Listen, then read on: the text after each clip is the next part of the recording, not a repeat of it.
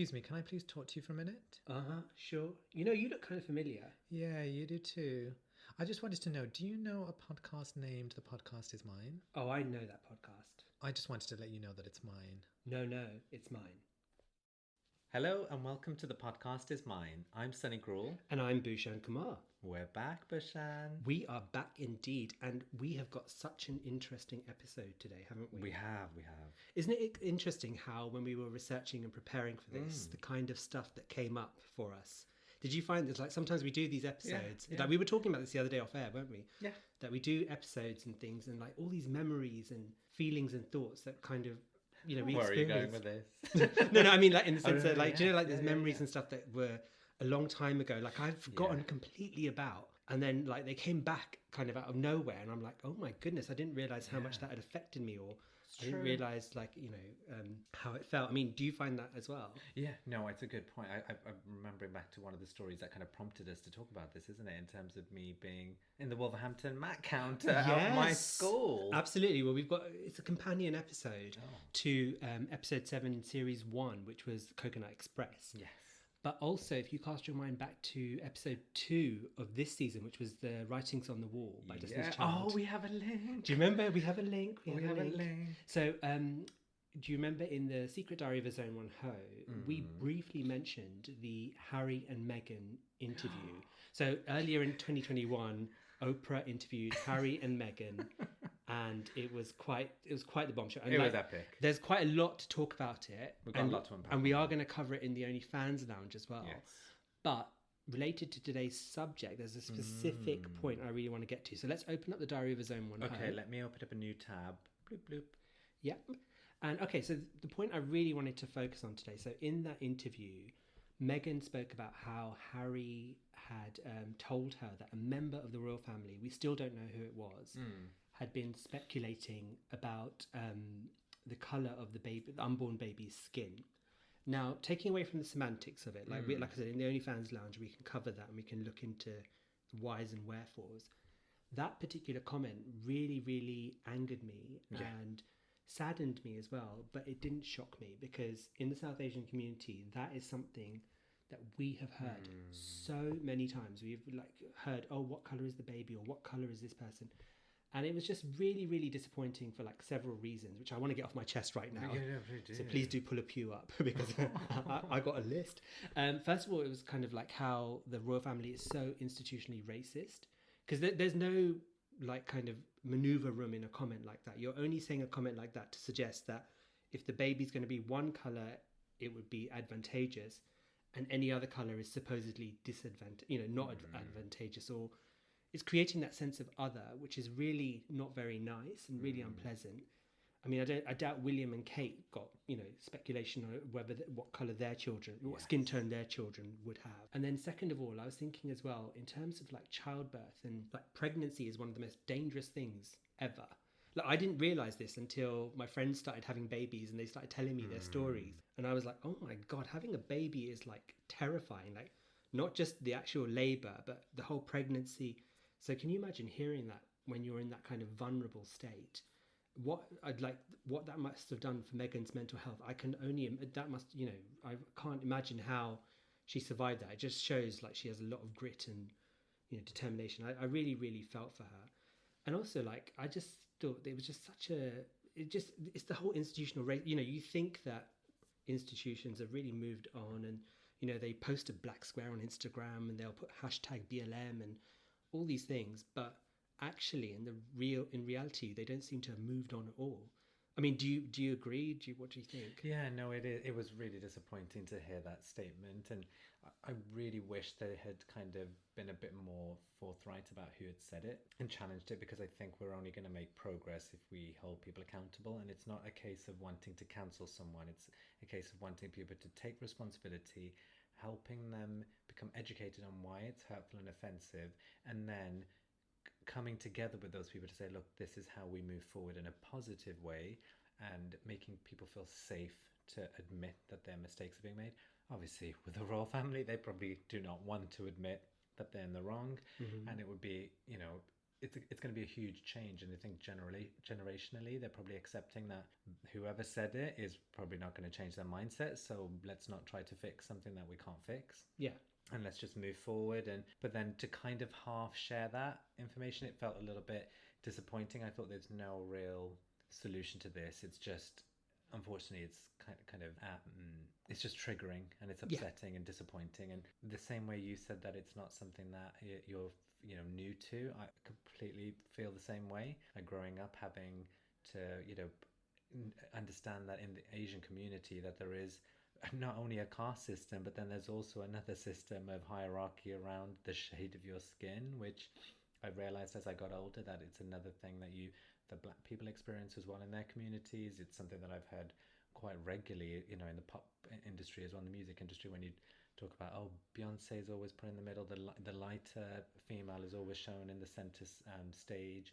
So it just made me think, it's not just my community that faces this, it's other communities. And it's almost, you accept it to a point, but then when you think about the fact that there are really painful impacts of this, that's like in this situation, you think we need to stand up to this and we need to take some action. Absolutely, and I could not agree with you more. And I think what an important point is that the royal family is so influential.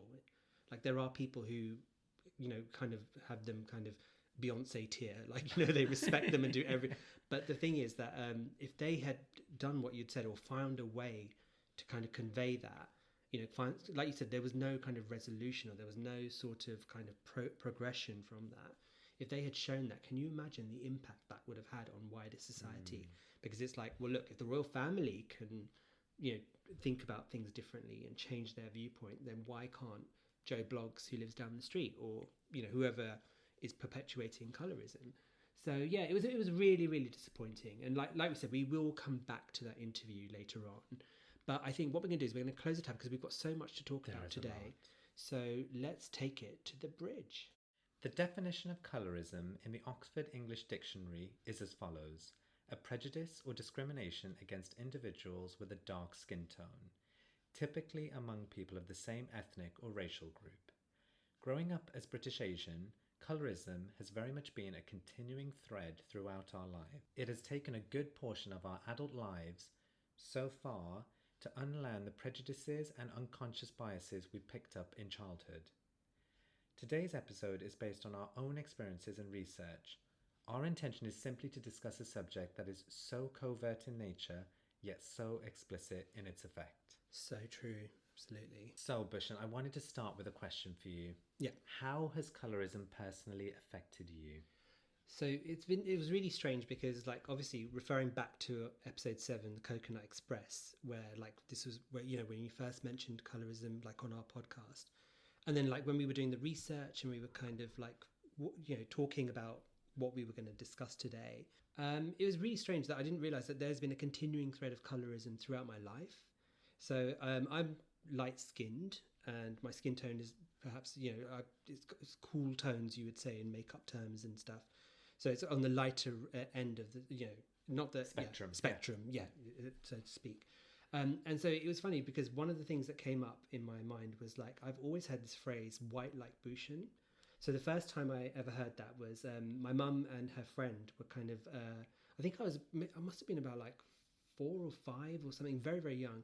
And I remember they were talking, my mum's friend had gone to an Asian wedding, and they were talking about like the groom and the bride, and they were like, and my mum was like, what did the bride look like? And my mum's friend was like, oh yeah, she was really pretty, and she was really like fair. She was really gory, which means like fair skinned or light skinned or white.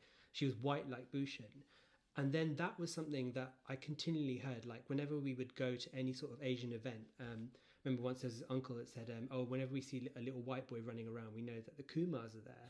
And then that was obviously referring to me. It took me a while for the penny to click. I was like, a little white boy? I was like, there's no white boy. It was just all...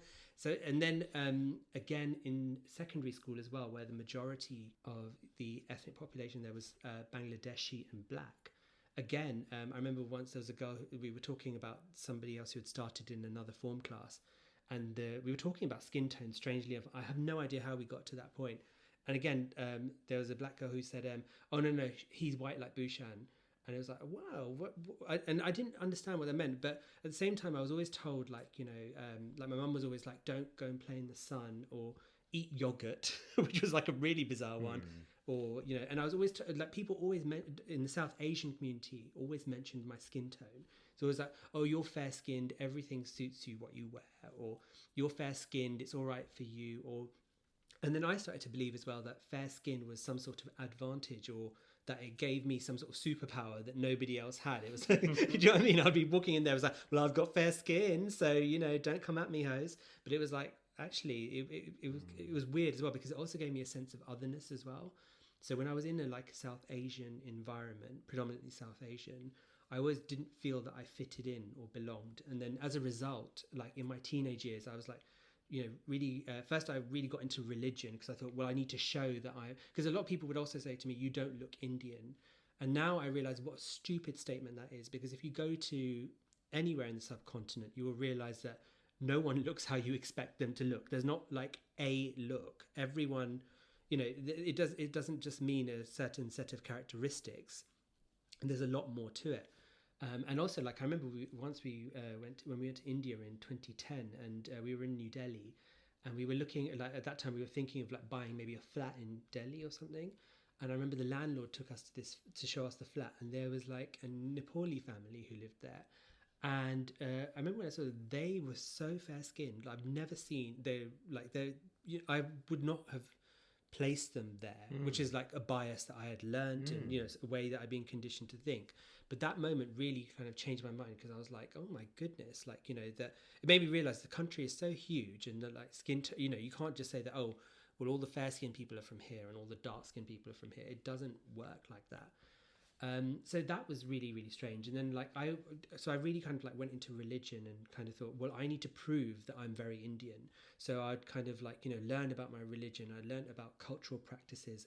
And the upshot of that was that I was able to then explain that to others. So people would ask me, why are you fasting? Or what is Navratri? Or what is this? Or what is that? And I'd be able to explain, well, look, this is equivalent to an equinox, or this is a kind of, you know, a fast for the body, soul, and mind. And I was able to articulate a lot of things, which I didn't even realize I was doing, because my aim was like to show, look, I'm very Indian. And I could also speak Hindi and Punjabi really fluently. And like my brothers couldn't do that. And in our kind of like South Asian like circles as well, a lot of the kids had like, you know, very English accented Punjabi and Hindi. Whereas I used to come in there like a kind of vocal coach, kind of like, you know, working the Hindi and just kind of like, you know, coming out with the tones and stuff. But then when it really hit me was like, when I went to sixth form, I went from like an inner city comprehensive school to a very posh Catholic school.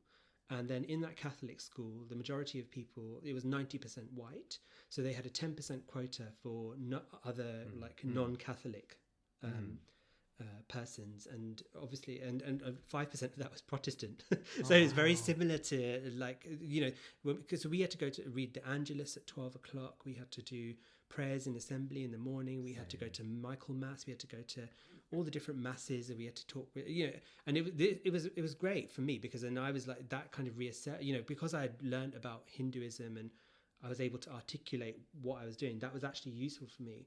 But what the funny thing was that because it was 90% white, I was like, well, look, I've always been in environments where it's always like you're white or white like Bhushan, because white like Bhushan also came to mean behaving like a white person, you know, not that there's one, you know, kind of persona or something, but I was always associated, you know, oh, you talk posh or you read books all the time. Stereotypically Asian. It's not in their mind. Exactly. I didn't have the Adidas logo in my eyebrows, so therefore I was white. Like, you know, and it's like, excuse me, no, like I have no idea. To this day, that still gives me horrible flashbacks when I used to remember going to like Southall or something and seeing someone with the Nike sign emblazoned in the back of the shaved. God, so lame. Do you see how much like comes up out of like kind of recounting the memories and stuff? But when I went to the school, I was like, well, look, listen, I'm fair skinned, so I should fit right in. And surprise, surprise, I didn't, because it was more than that. Like eventually I became, you know, I was, of course I ruled, and I was like Gossip Girl, and like, you know, I ruled everything. But it took a lot of time. It was really hard, especially at 16, because it was like I didn't have the knowledge or the language or the resources to kind of say what is going on here. Like if I, as an adult now, if I did that, I would be able to articulate, you know, going into like a lot of the times as well, like after that as well, I was able to, like, you know, at university, for example, there was only a handful of Asian people, South Asian people. And when I went and spoke to them, they were like, you know, white like Bhushan. they would be like really posh, and they'd be like, oh, my parents are from India, Pakistan, but I was born in Bradford, or I was born in Manchester, or I was born in Chelsea. And it's like, well, good for you, but, you know, you still have, that's still your cultural heritage. And I'm not saying to you that you have to come in like me with a big dick on your forehead, and like, you know, with your hands together, but at least acknowledge it. And then, like, even when in the world of work as well, I found that, like, when I would go in as well, and people, you know, always hearing, oh, you don't look Indian, you're very light skinned. And it became a constant theme. So I think for me, it was really, and that, when I hit the world of work, that's when I realized, actually, do you know what? This skin thing, like, there is a term for it. And I kind of came to, you know, understood what it was. But it took a long time to get there. And I think it really did, like, have a mental impact on me. Because, like I said, I always felt like I didn't belong anywhere. And that was difficult, especially as a teenager. Like, I mean, and I think so many people, it's going to resonate with everybody. Everyone has always, at some stage or another, felt other, or felt that they don't belong to the majority. So, Sunny, how about yourself? So we've heard about Mac Wolverhampton. Oh, God. But just remind our listeners of the story, just in case they've forgotten. Yeah, so I do need to remind myself. So I was at school. It must have been, I can't remember how old, maybe 6, 7. I don't know what my earliest memories are. So America's Next Top Model season 4. Exactly, the first time I won. No, but that means I would be really old. And then, yeah, so I remember being at school and we were doing like a class painting, and I remember painting myself, and I can't remember what colour I picked. But the teacher ended up calling me back by myself and saying, can you repaint yourself? And the way that she was white. Yes. The way that she was watching me do it, I don't know, maybe I'm imagining this, but I remember feeling like this when I was younger. It was a sense of, like, I don't know, like she was finding it funny that I'd painted myself. I can't even remember what colour it was. It was clearly not the colour she wanted me to do for myself. Yeah.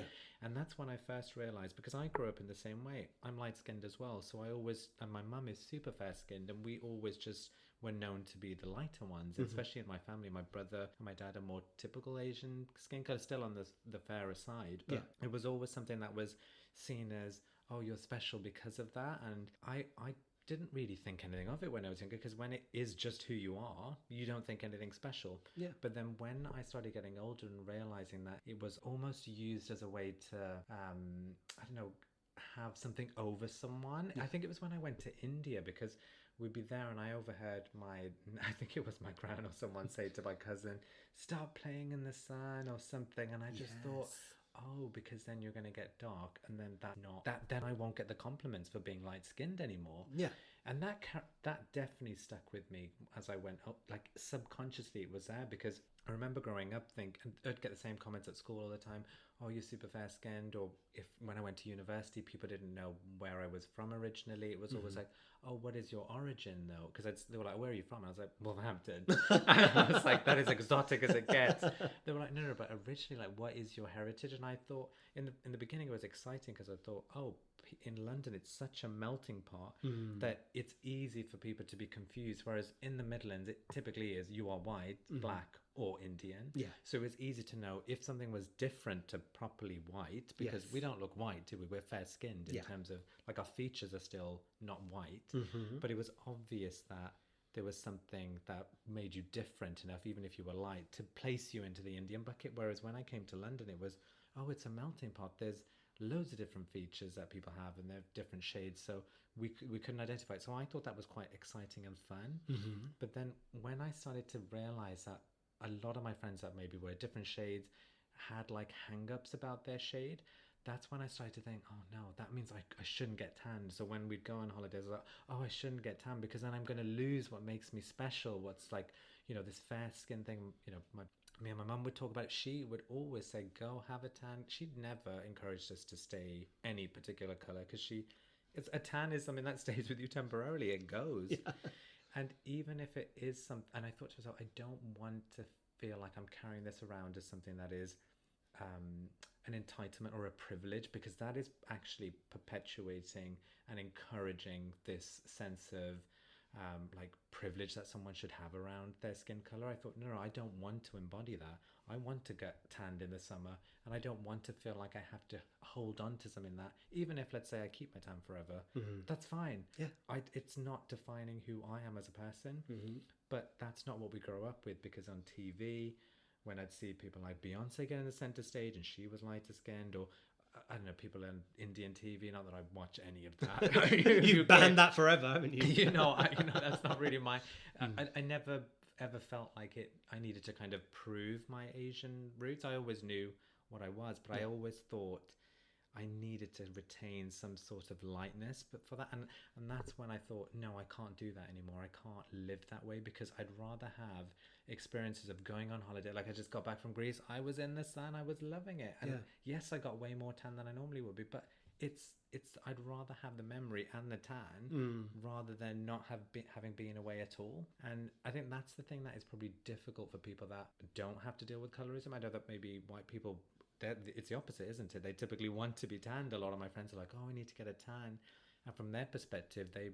you know, I get a lot of comments from friends saying, but you know, it's obvious that you're Indian, it doesn't like make a difference. And I was like, yeah, but from our perspective, there is like a spectrum of colors, there's shades as well. So to you, it might be very obvious that, oh, Indian fits into one bucket, but it's nuanced.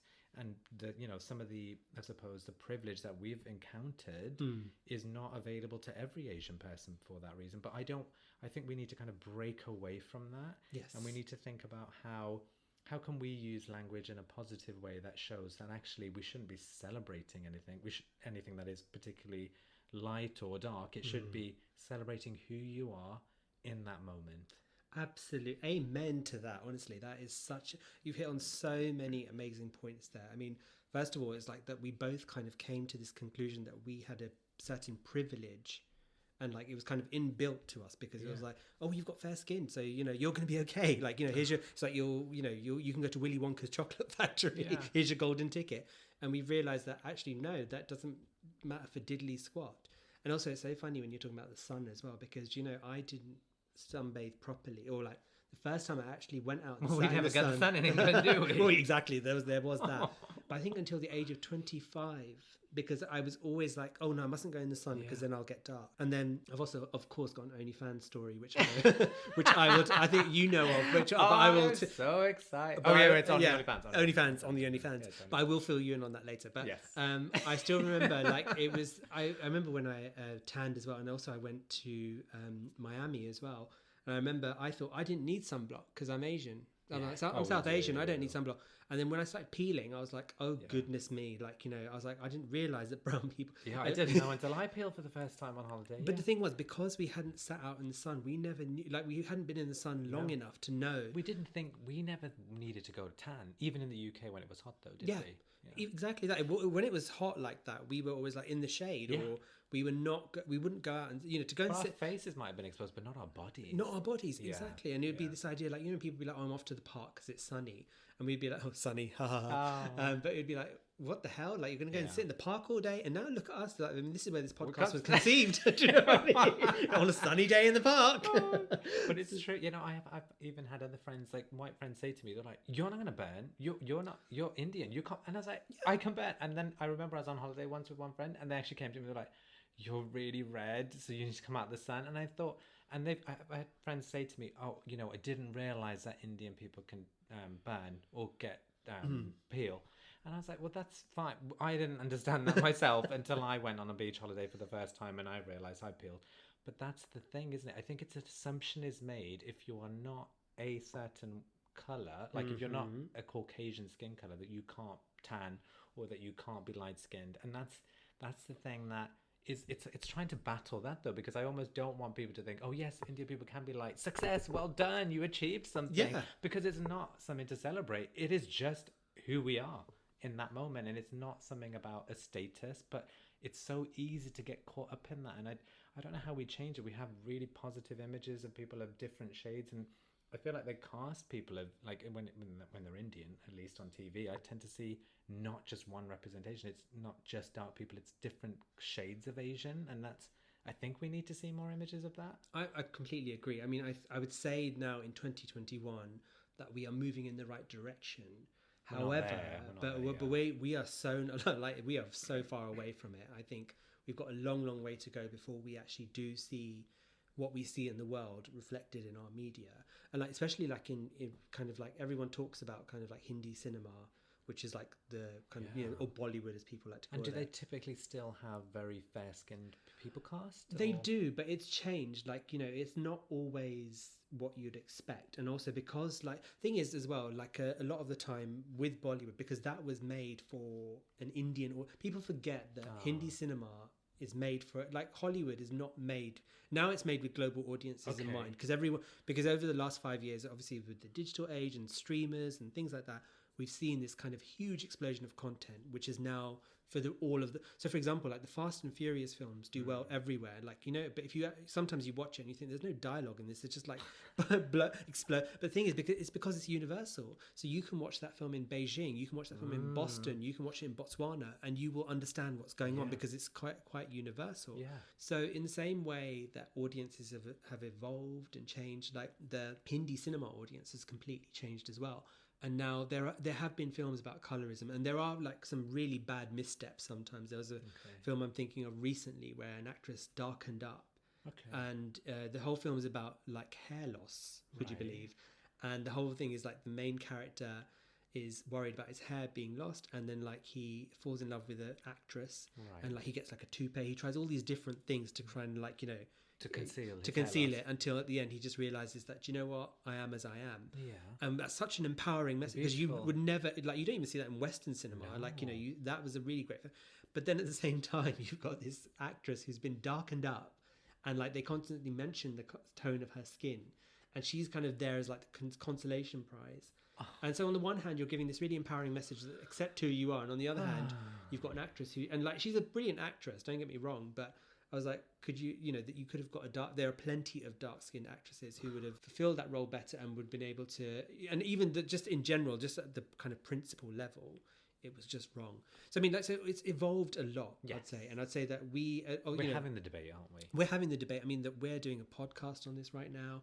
That people are like on Instagram. Instagram is actually a really Instagram's a strange one, because on the one hand, it can be quite like a negative place, you know, when you're scrolling through and you're seeing all these people and they're like kind of light, your different skin tone, and the comparison thing. It's not just lighting, is it? It's filters. Like, people don't look the way that we all pick pictures, and I think everyone assumes that the first picture that's posted is the one that was taken. There's like 1,000. We all take 10 pictures. So many, exactly. But you know, you think of that, but then at the same time, Instagram's also been a great resource for finding out about colorism, because when I was doing research, it was kind of, there was a bit here, there was a bit there, you know.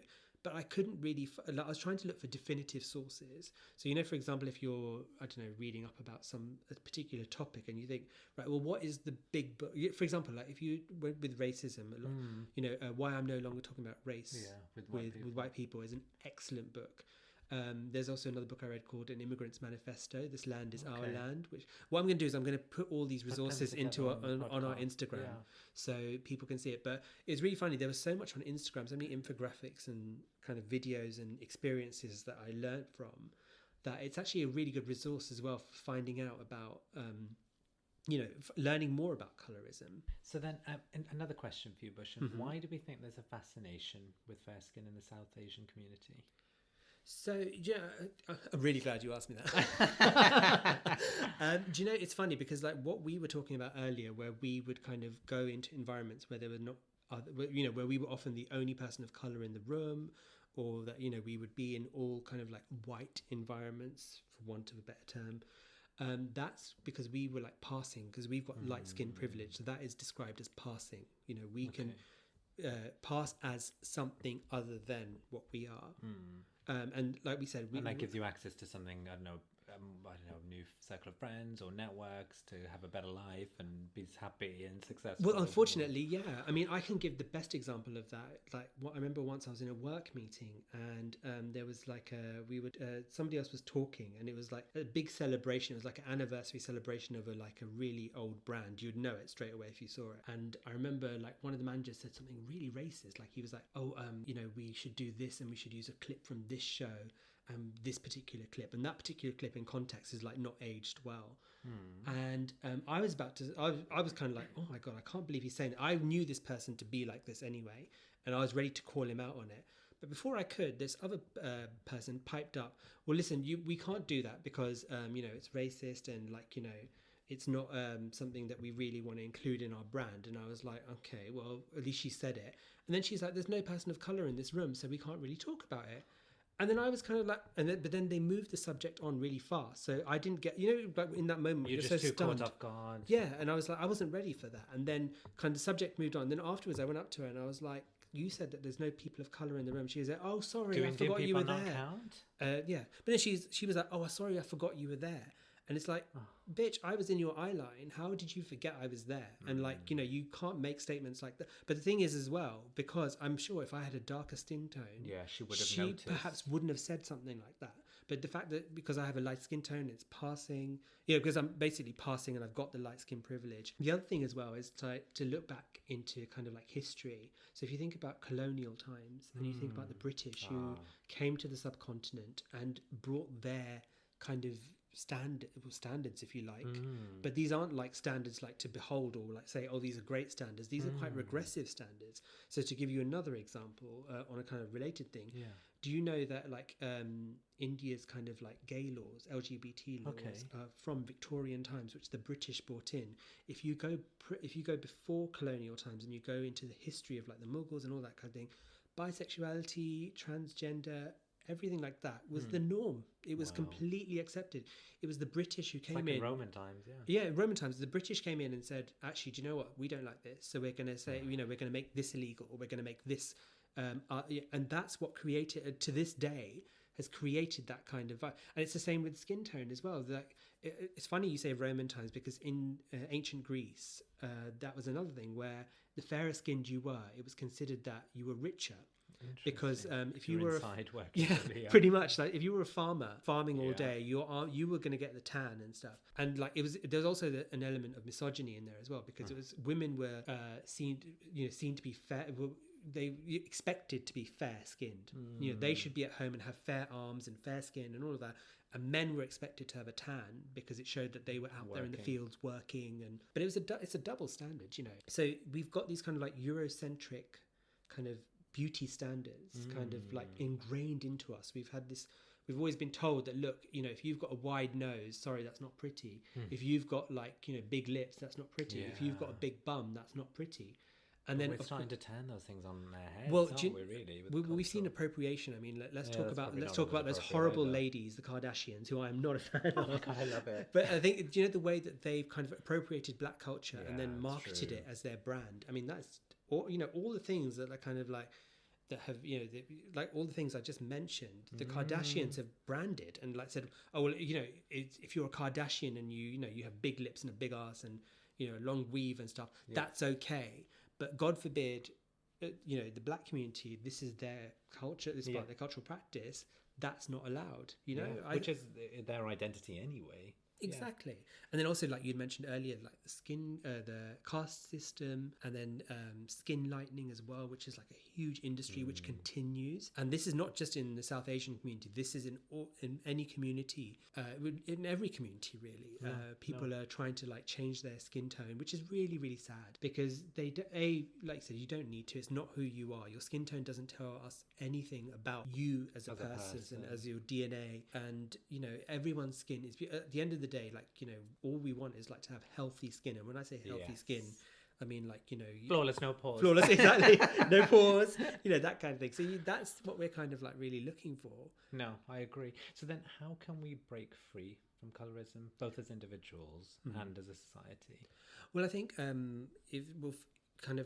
think we're still kind of like trapped in the kind of cycle of it all. So, for example, there's a recent example of Candice Braithwaite, who's this amazing influencer and author.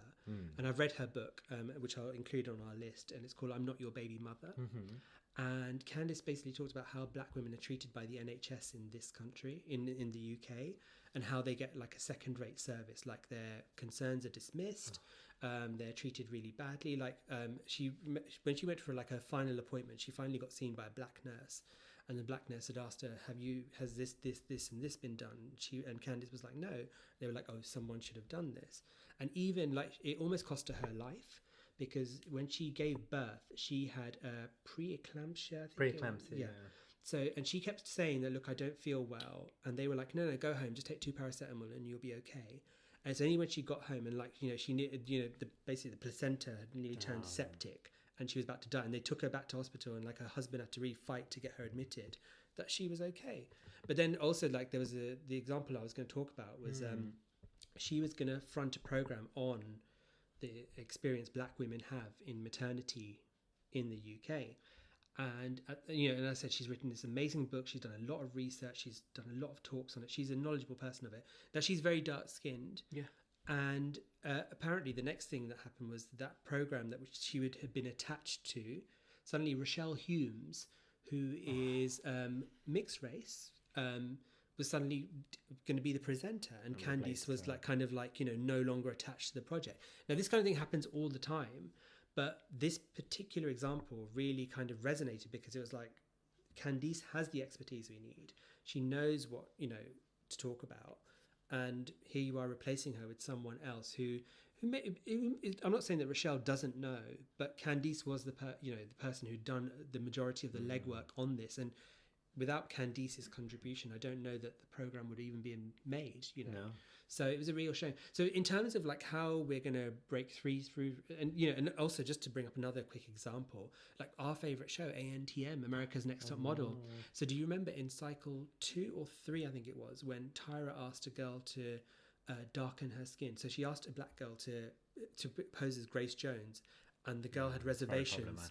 And even now, that's one of the things that ANTM has been called out on. Yeah, that came back up again, didn't it, on some interviews with Tyra, and she was quite open about it. She was open. I mean, to her credit, it's good. I think that's. I mean, that is. She's good at least owning it. Yeah, well, I think that's one way we can break free from it. Like the fact that we can say, "Look, we made these mistakes in the past. We said this. Or we did this, and we now realize I said exactly. But we now realize that it was not the right way to do it, and that there are more progressive ways and better ways to do it. So I think that's that's maybe one way, owning up to it. Also, educating ourselves. I think we must educate ourselves on and not only. I'm not just saying this to Caucasian people, as South Asians, because we've got so much anti-blackness in our community. Oh, loads. Well, it's like the gay community. There's more homophobia in the gay community than there is anywhere else. It's just, it is getting clear in the wording we use with one another as well, around, lighter tones and celebrating it and feeling like it is something that makes us better than anybody else. Yeah, absolutely. Because it's funny, because like in dating terms as well, there is like a fetish, like where people will write on their profiles, black only or not black, and you're just kind of like, this is not like a kind of, you're not choosing a shade on the Dulux colour chart. Do you know what I mean? This is the person you're talking about. I mean Farrow and Ball. Sorry, we slum it with Dulux on this side of the podcast. Thank you very much. But it's difficult, and so I'd say owning it, educating ourselves as well, and just calling out colorism as well. And the thing is, for some of our listeners, this might be the first time they've ever heard about the term colorism, or they've heard of it, but they're not really sure what it is. And then there would be others who are living through it and experiencing it worse than, not this is a trauma Olympics or anything, but what their experiences have deeply affected them. So I think wherever you are in this journey, there is work to be done. And unfortunately, even if you are like a victim and you've kind of been impacted by colorism, there is still a lot of work to do, which is so unfair, because you'd think that, I've had to suffer all the, go through so much, and now I'm going to have to I still start educate people and be a really good role model. Because it is tiring. It's so tiring and so draining, isn't it? When you think about it and you're like, oh, why do I have to keep on explaining this? Or why do I have to keep on doing this? Or why do I, and you just think to yourself, surely, come on, someone. Why does it It'll not make an impact on the next generations. That's why I think we do this, don't we? We hope that things will be better. Yeah, absolutely. And like, and I think, if we call out colorism when we see it with our families, with our friends, or anybody else, that's one way that hopefully we can break free from it. I agree. Okay, Sunny, well, I think it's time to take it to the bridge. It is. This is such a deep and nuanced conversation. We've barely scratched the surface today. It is clear, though, that there is still a lot of work to be done. We need to understand where our unconscious biases come from, unlearn prejudices that have existed for centuries, and collaborate to eradicate colorism altogether, not just from the South Asian community, but from wider society. Here, absolutely. Because that's the big thing, isn't it? It's not just a South Asian problem. It's not just a problem for the Black community. I think what we've learned, especially in the past 2 years, is that everything is kind of connected. Yeah. And there's like wider ramifications. So yeah, fingers crossed. But like I said, I'll be posting lots of resources and things to look at on our Instagram and Twitter. So please do take a look. Well done, okay, well, I think it's time to move to the OnlyFans lounge. Yes, so let's go. On to lighter things, pun not intended. So obviously we were talking about Harry and Meghan, and obviously I wanted to focus on that comment. But now we can talk about the rest of that interview. That's amazing. I mean, what I can't believe is that took place in we're recording in 2021, and I still can't believe that interview was in 2021. Feels like a lifetime ago. Yes. And also that it like dominated the front pages for like 5 days. Yes. For like, I think the Daily Mail is still running it. We still run it with one another. We still can't stop talking about it. So what was your overall impression of that interview, Sunny? I know you. Like Meghan is, obviously she's been through a lot and she's been tortured through the experience she's had. But I can see that butt coming a mile off. That huge butt is coming in. But it was just some of the things she was saying that really made me laugh. Like when she compared herself to, was it from The Little Mermaid? Her life. I was like, okay, that's what we're doing here then. And she just felt very, I can imagine, I understand why she's probably doing this, but it felt like she was so desperate for the attention and that opportunity to really say like what she'd been through and how she had done so well to like amalgamate herself into the royal family by, not being celebrated for doing the best lunges ever outside of Buckingham Palace when she was practicing a curtsy. I was like, you just want to be patted on the head and be told well done. So that is what I took away from it a little bit. But obviously what she's been through, I don't think she's making any of it up. I don't think she's exaggerating. We know what Diana went through. Mm-hmm.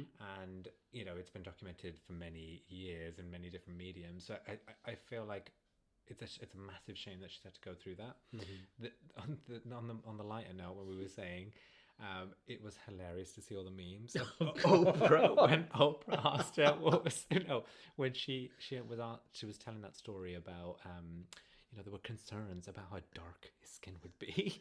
And then Oprah just goes, what? Everyone's reaction to that. And that became a gif. And everyone was talking about it the next day. And now whenever something really like not shocking, and it is shocking actually, but you want to have like an extended overreaction to it, you pause and you go, what? Well, actually, that's our secret signal to each other. Sometimes if we need to, like, cough or fart or whatever while we're recording, we'll be like, what? It's like, stop. And do you want to let it out? And there's one other thing that we absolutely love using. The rainbow, clench what is it? The thumb and the finger together across your face. And in a rainbow. So were you silent or silenced? I remember when that container ship got stuck in the Suez Canal, and then someone sent me a gift that said, were you a container ship or a contained ship? Oh my god. Do you know, it's really weird because like with the interview, the first thing I saw was the memes, because obviously it broadcast in America first, and then and ITV milked it for all it was worth. They were like, we ain't putting it on till 9 o'clock. Like there was a build up all day, all the news channels, that's all they were talking about. On the internet it was crazy, and we were just like, just show us the goddamn interview. We want to see it. They should have been on 9 a.m. in the morning, or they should have done it in like you know Game of Thrones, but it used to be on in America. Sky, did it immediately air? Yeah, Sky used to like simulcast it. They would be like 2 a.m. in the morning. It doesn't matter. matter. And people used to get up for it. They should have done that with Meghan. You know, we were in lockdown. We were ready. We were in lockdown, so it's not like we had to go anywhere the next day. We could have all stayed up and watched it in real time. And also, they edited it out so much of the interview as well, because like apparently there was like a longer, which I haven't got the strength. I to want kind the of unedited bit. But like I agree with you. I mean, in certain respects, like, you know, Meghan has gone through a lot, and like I kind of get where she's coming from, because that interview as well was very much for the American audience. Oh yeah, like, we British are the worst, because like we don't give whenever there's any sort of sincerity or any sort of genuineness or softness, we'll just be like, right, we're taking the piss out of that. We can't resist. Like, it's so funny. Like, even sometimes when I'm in America, people will be like, "Have a nice day." I'll be like, "Do you really mean that, or are you just saying that to me?" And then I'm just like, "I'm such an awful person," but I'm just like, I can't help it. It's just so. Oh goodness me! But there was, and also like the Game of Thrones setting. Like, as an interiors person, what did you make of that? The colours were beautiful. The beautiful lawn, the beautiful where actually, whose house was that again? Was it some rapper? So it's Oprah's house. Like, it was down the road from Oprah. It was Oprah's friend's house. Yeah, was he some music producer? No, that's where they were staying. They were staying with someone who's like Tyler Perry. So Tyler Perry is he's basically said, "Look, I'm going to pay for your security, and I'm going to help you." No, but again, because I was thinking about this at the time. No, I just thought to myself that, you know, they're people who are so obsessed with the royal family. Yeah, like, they're especially Americans, but even in this country as well, there are people like who there's a whole industry around them. Like, people buy these like plates and coins. You know, you see in the back of a magazine, China, and and it's like, you know, £150 limited edition Diana plate, and you're like, what are you going to do with that? You're never going to eat off it. You're just going to put it on the shelf. Do you know what I mean? But those are the kind of people who take these things so personally, and like, you could see that they would make an attempt on Harry's life or Meghan's life. There is that serious side of it, and I do feel for them. And then, you know, so Tyler Perry, you know, and going to America, I understand the logistics of it, but you know, it's funny as well. So, like, since you've said, like, in conversations we've had about Meghan being attention seeking and stuff like that, I have watched it, and I did think to myself, there's a kind of narcissistic element to it. But having said that, that's kind of like, you know, what she's been through, and like, because it resonates with so many of us. Yeah, I'm glad she spoke. You know, I'm glad she spoke out, and she spoke her truth. But we're definitely not going to let her have it without taking the mick out. We're all British after all, so like, we have to, honestly. So it's crazy. Oh god! But you know, there was one other thing in that interview that Oprah mentioned that, like, we haven't discussed this whole podcast. I know what it is. The podcast is mine. We hope that you've enjoyed listening to The Podcast Is Mine.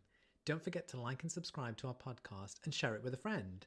You can also follow us on all the socials. On Instagram, TikTok, Facebook, and YouTube, we are The Podcast Is Mine.